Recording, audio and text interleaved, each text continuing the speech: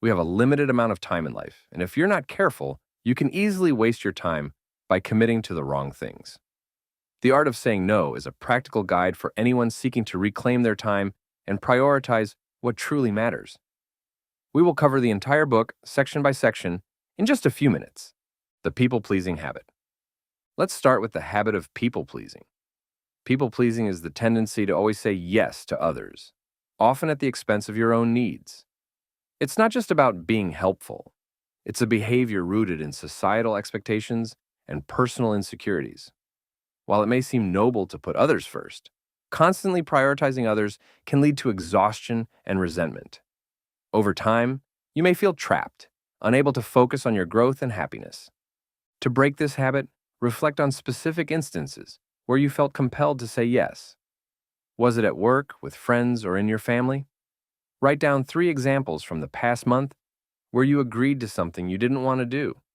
Ask yourself why you responded that way. Then look for patterns. Are there certain triggers, like fear of disappointing others or wanting to be liked? Create a chart to identify these triggers and use it to recognize when you're falling into the people-pleasing trap. Please don't forget to like the video and subscribe to the channel. Thank you, my past life as a people-pleaser. The author of this book shares their own story of being a chronic people-pleaser. For them, the habit stemmed from a deep need for approval and validation. Saying yes made them feel momentarily appreciated, but often left them feeling depleted and undervalued in the long run. This behavior took a toll on their mental health and relationships, illustrating how pervasive and harmful people-pleasing can be. Think about your own life. How has people-pleasing impacted you? Take some time to journal about it. Recall moments where you sacrificed your needs for others and reflect on how it made you feel. If you're unsure, ask someone who knows you well if they've noticed this pattern in you. Their feedback may open your eyes to behaviors you hadn't even realized. The importance of prioritizing your needs. Many of us believe that putting ourselves first is selfish. In reality, it's essential for maintaining mental and emotional health. When you constantly neglect your needs, you risk burnout and frustration, which can hurt both you and the people you care about. Self-care allows you to be more present, more effective, and ultimately a better partner, friend, or coworker. Start by identifying your top 5 needs. Maybe you need alone time, physical activity, or space to pursue a passion. Think about how you can meet these needs without compromise. For example, if you value solitude, plan a specific time each day to enjoy it without interruptions. This week, choose one self-care activity, like reading, walking, or meditating, and make it non-negotiable. Communicate this to anyone who might interrupt it, and see how it improves your mood and energy. The Psychology of Assertiveness. This is all about clearly and confidently communicating your needs while respecting others. Assertiveness isn't about being rude or aggressive. It's a balance. It allows you to stand up for yourself without disregarding the needs or feelings of those around you. Developing this skill empowers you to set boundaries in a way that strengthens relationships rather than damaging them. Start practicing assertiveness by using I statements. For example, instead of saying, "You're making me take on too much," you could say, "I feel overwhelmed and need to focus on my current priorities." Practice this language in front of a mirror or with a trusted friend. To assess your progress, take an online quiz to measure your level of assertiveness and use the results to set specific goals. Aim to assert yourself in at least one situation daily, starting with small decisions. Assertiveness versus aggressiveness. Assertiveness respects both your own needs and those of others, while aggressiveness prioritizes your needs at the expense of others. Think of assertiveness as standing your ground politely, while aggression is about forcing your perspective. Understanding this distinction is key to building strong, respectful relationships. To improve, write down examples where you've been assertive and where you've been aggressive. Reflect on the outcomes. Did assertiveness lead to better understanding, while aggression caused tension? Use these reflections to create a chart highlighting the key traits of each behavior. Keep this chart handy as a reference for navigating challenging situations in the future. Saying no with grace. Declining a request doesn't have to be harsh or abrupt. The key is clear, empathetic communication. Use polite language that shows appreciation for the opportunity while still maintaining your boundary. For example, a phrase like, "I appreciate you thinking of me, but I can't commit right now," is both respectful and firm. This approach helps preserve relationships while protecting your time. To build this skill, try drafting a list of polite phrases that you can use in different situations. Practice saying them out loud in hypothetical scenarios, like being asked to take on extra work or attend a social event you'd rather skip. Reflect on a recent situation where you struggled to say no. Write a script for how you could have handled it better. The more you practice, the easier it becomes to set boundaries with confidence and kindness. Reasons we struggle to say no. Now, why is saying no so hard in the first place? It often boils down to fears and insecurities. Maybe you're afraid of offending someone or letting them down. Perhaps you feel like you need to be helpful or well-liked, or you lack assertiveness skills to communicate your boundaries clearly. These struggles can lead to overcommitment, stress, and even resentment. Yet, think about which of these reasons resonates most with you. Take a moment to reflect on how it has affected your decisions. For example, have you ever agreed to something because you didn't want to seem rude, only to regret it later? Once you identify the root cause, brainstorm actionable steps to address it. Practice empathetic language, like saying, "I really wish I could help, but I don't have the bandwidth right now." This balances kindness with self-respect and allows you to decline requests without guilt. We want to avoid offending people. One of the biggest reasons people overcommit is the fear of upsetting others. This fear stems from a desire to maintain harmony and avoid conflict. While this intention is understandable, constantly saying yes to avoid offense can lead to resentment and emotional exhaustion. It's important to remember that you can decline a request respectfully without being unkind. Identify one person whose opinion you tend to prioritize over your own well-being. Plan a respectful but firm way to say no to their next request. For instance, you could say, "I value our relationship, but I need to focus on my own responsibilities right now." If this feels intimidating, role-play the scenario with a trusted friend or coach. Focus on staying calm and kind in your tone, which can make all the difference in how your message is received. We want to avoid disappointing people. Another common struggle is the fear of disappointing others. You may feel responsible for their emotions or worry that setting boundaries will harm your relationships. Ironically, overextending yourself can have the opposite effect. It often damages relationships by creating frustration or burnout. Balancing kindness with self-respect is key. Think of a recent time when you said yes out of fear of letting someone down. How did that decision unfold? How did it make you feel?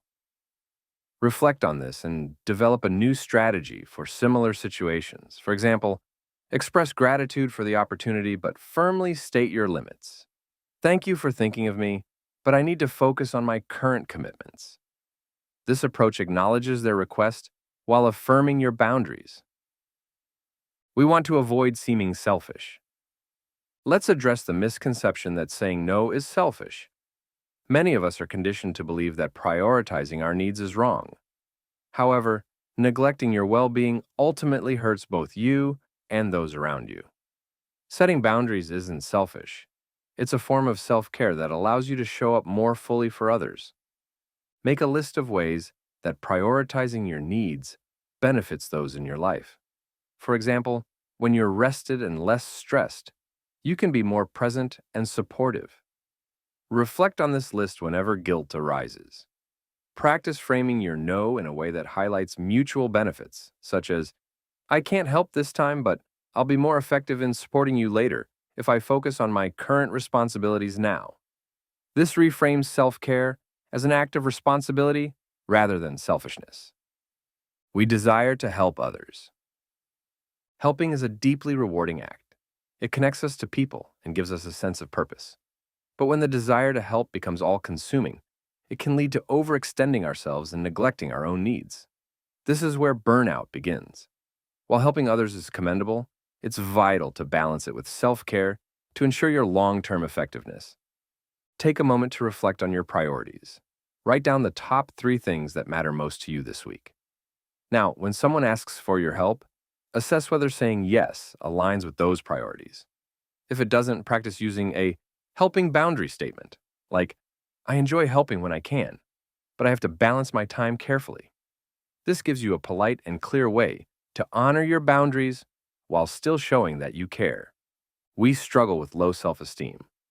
Let's talk about how low self-esteem can make saying no even harder. When your self-worth is tied to how others perceive you, you may feel compelled to say yes just to gain their approval. This behavior can create a cycle of dependency where your confidence depends on external validation rather than your own intrinsic value. One way to break this cycle is by focusing on your strengths. Take some time to list 5 accomplishments or qualities you're proud of, things that define your value independently of others' opinions. Maybe it's your creativity, resilience, or the way you support your friends. Additionally, commit to one self-care activity that reinforces your worth, like pursuing a hobby or celebrating a recent achievement. These small steps can remind you that your value doesn't depend on always saying yes. We want others to like us. The fear of losing approval or being rejected is another major barrier. Many people say yes because they worry that setting boundaries will make them seem less likable. But the truth is, consistently sidelining your needs to please others often leads to unhealthy dynamics in relationships. Over time, it can even breed resentment.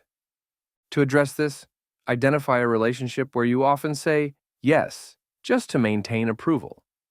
Reflect on whether this dynamic feels healthy or one-sided. Then, practice setting a boundary using a script like, I value our relationship, but I need to take care of my responsibilities right now. This approach allows you to maintain the relationship while advocating for yourself. Remember, true friendships and connections are built on mutual respect, not constant compliance. We want to appear valuable. Many of us equate saying yes with being indispensable.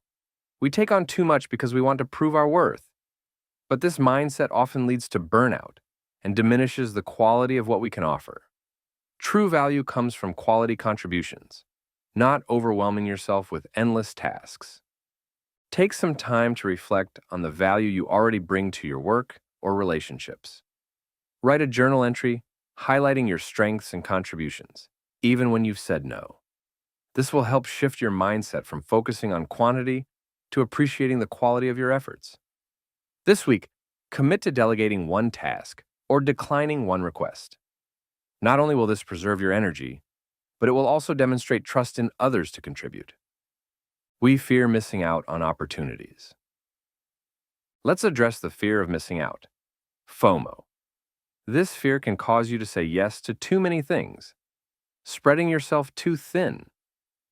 While it's natural to want to seize every opportunity, doing so without discernment can lead to unnecessary stress.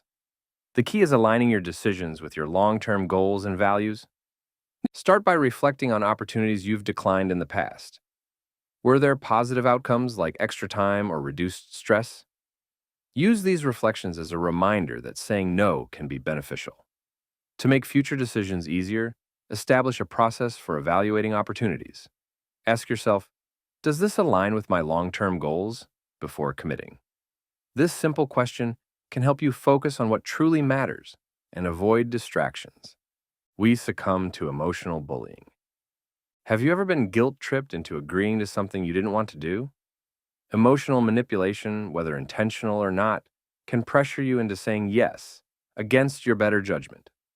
This could look like someone saying, if you cared about me, you'd help, or making you feel selfish for prioritizing your needs. Recognizing these tactics is the first step to protecting your boundaries. To combat emotional bullying, practice firm but respectful responses. For example, you could say, I understand how you feel, but I can't commit right now. Role-playing these scenarios with a friend can help you feel more prepared for real-life situations. Additionally, keep a journal of times when you've experienced emotional manipulation. Reflect on the patterns and think about strategies you could use in the future to handle similar situations more assertively. Please don't forget to like the video and subscribe to the channel. Thank you. We're averse to conflict. For many, the discomfort of confrontation makes saying no feel impossible. You may fear upsetting someone or creating tension, but avoiding conflict often means sacrificing your own needs. Over time, this can lead to frustration and resentment, which ironically can harm your relationships more than the initial disagreement. To address this, start by reflecting on a recent situation where you avoided saying no to sidestep conflict. Write down how you could have communicated more assertively and rewrite the response you wish you had given. Then, set a small goal to assert yourself in a low-stakes situation, like voicing a preference in a group decision. Practicing assertiveness in these minor scenarios will build your confidence for more challenging conversations. We develop the people-pleasing habit. This behavior often starts in childhood as a way to gain approval or avoid conflict. Over time, it becomes ingrained, making it harder to break free from the cycle. While it may seem like people-pleasing helps maintain harmony, it often leads to a lack of personal fulfillment and autonomy. Start by identifying one specific habit tied to your people-pleasing tendencies. For example, do you find yourself over-apologizing or immediately agreeing to requests? Practice replacing this habit with a healthier behavior, like pausing before responding. This week, set a boundary in a small, manageable situation, such as declining a minor favor. Pay attention to how it makes you feel. Chances are you'll experience a sense of relief and empowerment. Strategy number 1, be direct and straightforward. Let's talk about some practical strategies. First, let's address being direct and straightforward. When you decline a request, clarity is key. Over-explaining or justifying your decision can dilute your message and invite unnecessary debate. Instead, keep it simple and focus on the core of your response. For example, saying, "I'm sorry, I can't take this on," is clear, honest, and respectful. To build this skill, practice saying no in one sentence. Stand in front of a mirror and repeat phrases like, "I can't do this right now." Then, think of 3 real-life situations where you tend to over-explain. Plan concise responses for each one.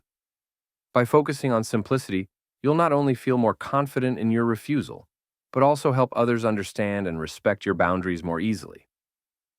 Strategy number 2, don't stall for time. Let's talk about the importance of timely responses. When someone asks for your time or energy, stalling for a decision can create confusion and prolong discomfort for both you and the requester.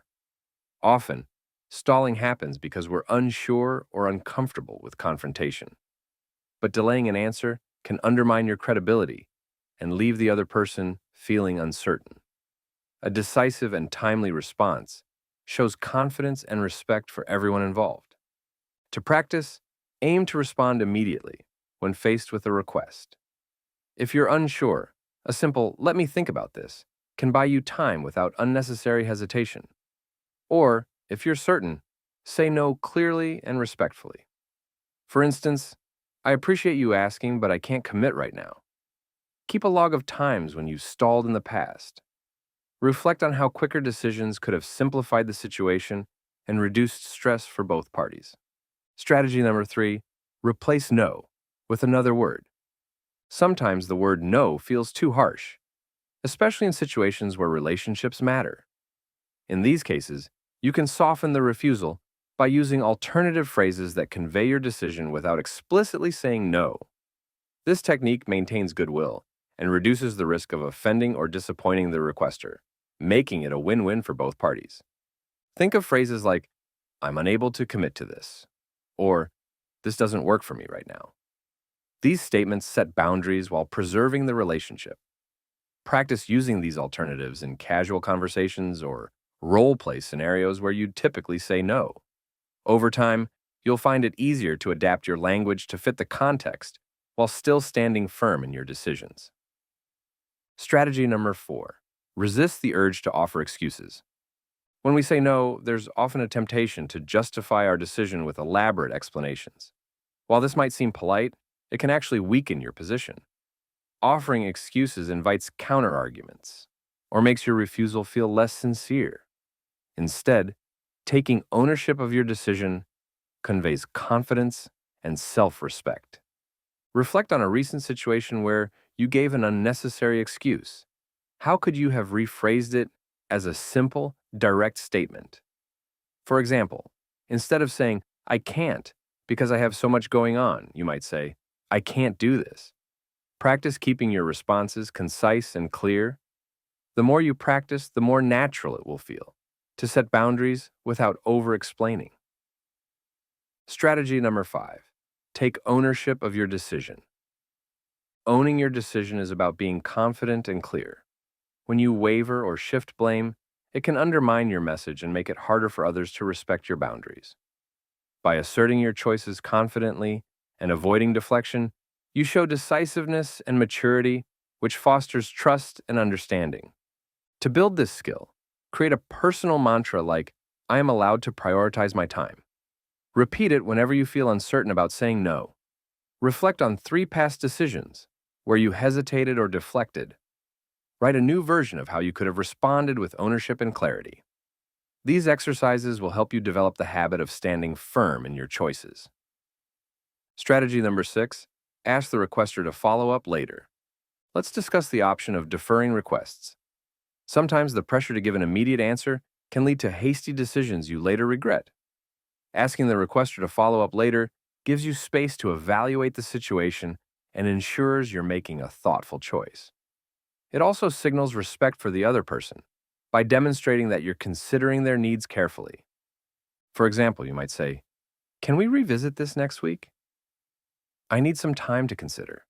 This approach shows thoughtfulness while maintaining your boundaries. Try using a deferral statement in one interaction this week.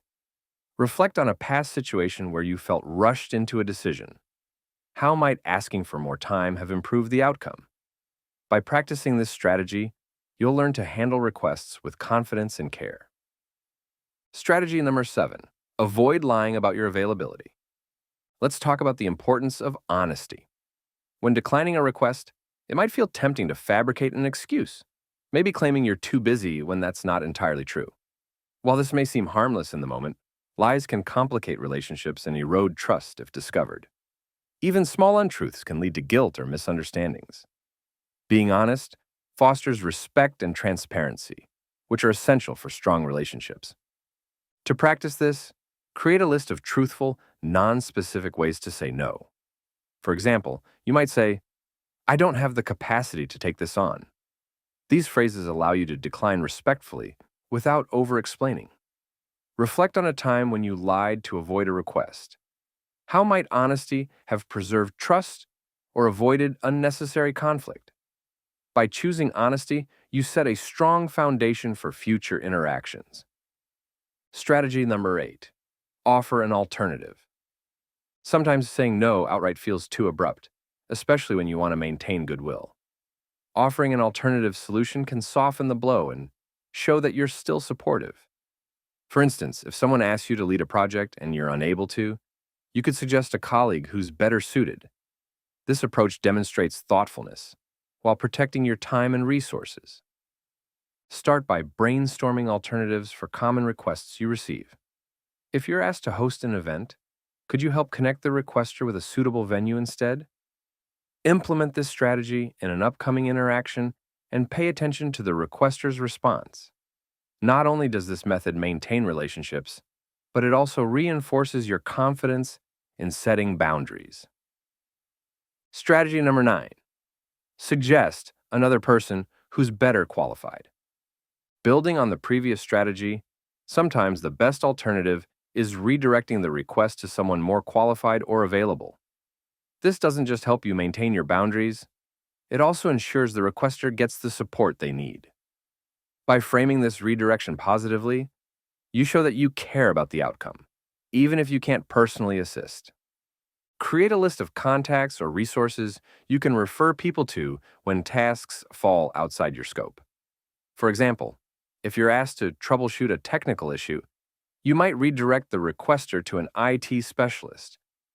Practice phrasing these redirections in a way that feels collaborative, like, I think name would be a great fit for this task. This approach maintains goodwill and makes your boundaries clear. Strategy. 10. Describe your lack of bandwidth. Sometimes the most effective way to decline a request is by clearly explaining your current workload or limitations. This strategy emphasizes transparency and helps the requester understand that your refusal is not personal, it's practical. By communicating openly, you ensure your boundaries are respected while demonstrating your commitment to quality over quantity. Then, write a script that outlines your workload in a clear, professional tone. For instance, you could say, "I'm stretched too thin right now to give this the attention it deserves." Use this script in a real-life situation this week and observe how it feels to share your limitations honestly. Often, people appreciate the clarity and are more understanding than you might expect. Bonus strategy number 1. Be resolute. Once you've said no, it's important to stick to your decision. Wavering or backtracking can undermine your credibility and make others question your boundaries in the future. Being resolute shows clarity of purpose and confidence in your choices, signaling that you respect your time and commitments. To strengthen this skill, practice responding firmly with a trusted friend. Focus on maintaining a calm and clear tone, even if pressed. Reflect on a recent situation where you second-guessed your refusal. What caused your hesitation, and how might you handle it differently next time? By staying consistent, you reinforce your boundaries and earn respect from others. Bonus strategy number 2. Be courteous. Setting boundaries doesn't mean you need to be harsh. In fact, politeness and empathy are powerful tools when saying no. Combining courtesy with clarity helps preserve relationships and ensures your refusal is received positively. For instance, a simple phrase like, "Thank you for thinking of me, but I'm unable to take this on," conveys gratitude while setting a clear boundary. Courteous refusals balance respecting others' feelings with honoring your own needs. To put this into practice, develop a script for politely saying no and use it in everyday interactions.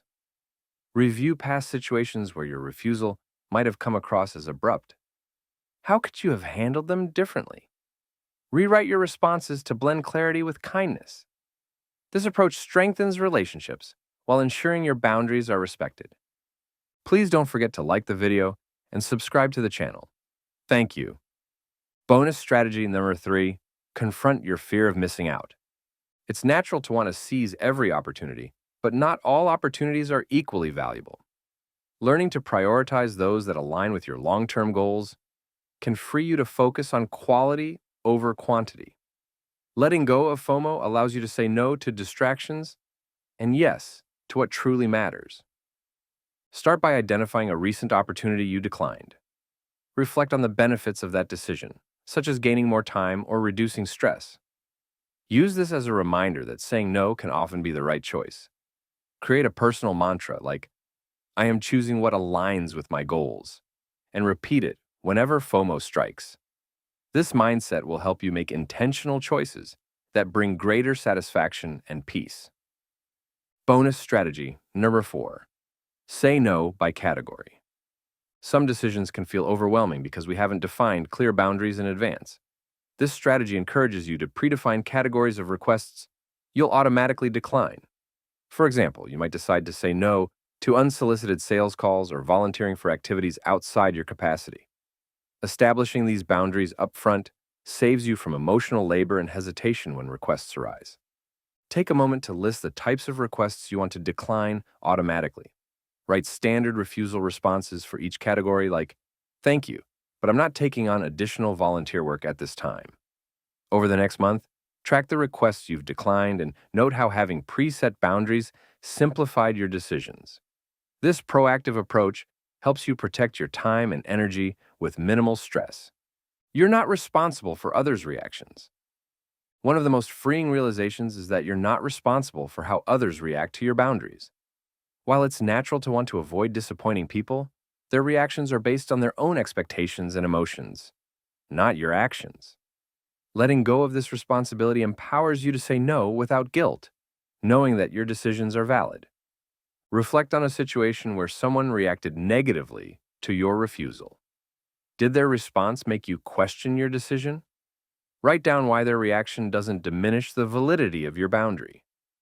Then, practice saying no without over-explaining or apologizing excessively.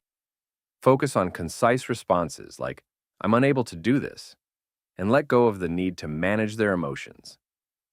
Your time and interests are valuable. Let's talk about valuing your time.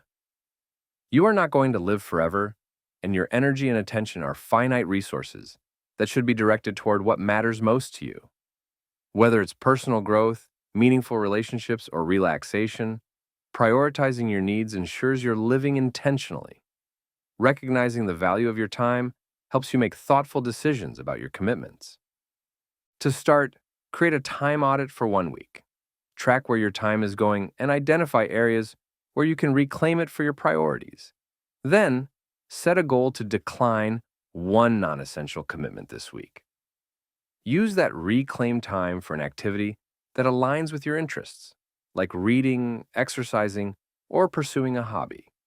By protecting your time, you create space for what truly enriches your life. Saying no doesn't make you a bad person. One of the biggest misconceptions about saying no is the belief that it makes you selfish or unkind. But the truth is, saying no is an essential part of maintaining your well-being and fostering healthy relationships. When you set boundaries, you can direct your time and energy toward what truly matters, which ultimately strengthens your connections with others. Far from being selfish, saying no allows you to be your best self for the people you care about. To shift this mindset, write down 3 positive affirmations that remind you of the benefits of setting boundaries. For example, saying no allows me to give my best to what matters most. Read these affirmations daily to reinforce your confidence. Reflect on how saying yes to every request has affected your emotional and physical health in the past. Use these insights to remind yourself why setting boundaries is not only okay, it's necessary. Start with the small no's. If saying no feels overwhelming, start small. Declining low-stakes requests is a great way to build confidence and ease into boundary setting. For example, if someone asks you to run a small errand that disrupts your schedule, practice politely declining. These small victories will help you develop the skills and self-assurance needed for more significant challenges. This week, identify a minor request you usually agree to, but would prefer to decline. Say no, and then reflect on how it felt. Did it reduce stress or free up your time for something more meaningful? By focusing on these positive changes, you'll see the tangible benefits of boundary setting and feel empowered to tackle bigger challenges. How to say no to your extended family. Saying no to extended family can be especially tricky because of the emotional dynamics involved. Family members may have strong expectations or feel entitled to your time, which can make boundary setting feel daunting. The key is to approach these conversations with empathy, patience, and clarity. Communicating your needs clearly ensures that relationships remain strong while respecting your personal limits. Prepare a boundary statement for a recurring family request. For example, you might say, "I love spending time with you, but I need to focus on my responsibilities this time." Practice delivering this message respectfully but firmly. It's important to maintain patience during these conversations, even if you face pushback. This approach helps you protect your time while preserving the emotional bonds with your loved ones. How to say no to your spouse. In a partnership, setting boundaries is about maintaining mutual respect and open communication. Saying no to your spouse can feel difficult, especially when emotions are involved, but it's essential for a healthy and balanced relationship. Clear communication about priorities ensures that both partners feel heard and supported, even when disagreements arise. Start by discussing household or relationship priorities with your spouse to establish shared expectations. For instance, if you're feeling overwhelmed with work, express how setting limits in one area could help you focus better on the partnership. Role play a scenario where you decline a request from your spouse, such as taking on an additional task. Focus on keeping your tone calm and cooperative to foster understanding. This approach encourages collaboration rather than conflict. How to say no to your children. Setting boundaries with children is just as important as it is with adults, if not more so. Children need to learn that not every desire can be fulfilled immediately. This helps them develop emotional resilience and understand the value of limits. Saying no in a loving but firm way models healthy boundaries and teaches them how to respect the needs of others. Use simple, age-appropriate language when saying no to your children. For example, "We can't do that now, but we'll plan for it later." This helps them understand the reasoning behind your decision. Reinforce positive behavior when they accept boundaries gracefully by showing appreciation or rewarding their understanding. Over time, these practices foster mutual respect and a healthier dynamic within the family. How to say no to your friends. Friendships are built on mutual respect and understanding. A true friend should feel free to express their needs and hear yours without fear of judgment. When you assert boundaries in a friendship, you're not rejecting the person. You're preserving your energy for meaningful interactions. Saying no in a kind and respectful way helps strengthen the foundation of your relationship by fostering honesty.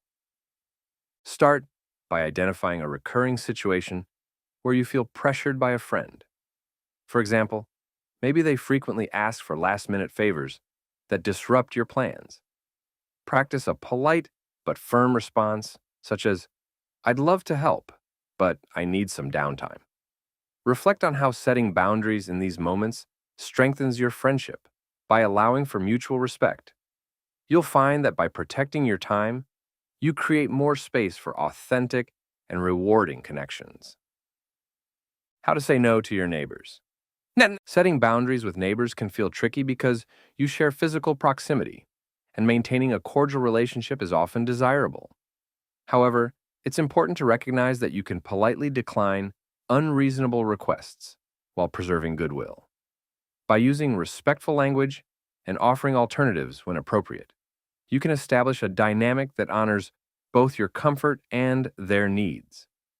Draft a standard response for declining common requests, like borrowing tools or hosting neighborhood events. For example, you could say, "I'm sorry, I can't lend out my tools, but I'd be happy to recommend a rental service." Alternatively, suggest another neighbor who might be able to help. This approach keeps the interaction positive while reinforcing your boundaries. By being consistent, you'll build a respectful relationship with your neighbors that doesn't compromise your comfort. How to say no to your coworkers. In the workplace, saying no requires balancing professionalism with clarity. Coworkers often have their own deadlines and pressures, which can lead to frequent requests for help. While teamwork is essential, it's equally important to protect your workload and maintain focus on your own responsibilities. Communicating your boundaries clearly and offering constructive solutions can help maintain a positive dynamic. When faced with a request, practice responding in a professional tone.